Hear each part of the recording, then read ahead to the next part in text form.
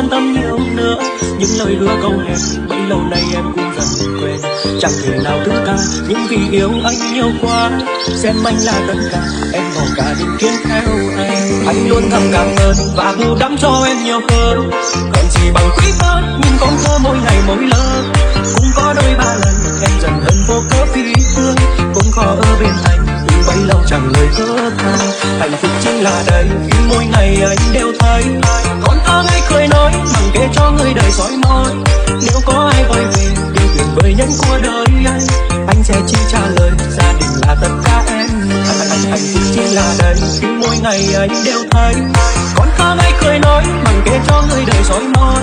Nếu có ai gọi về điều tuyệt vời nhất của đời anh sẽ chỉ trả lời gia đình là tất cả em.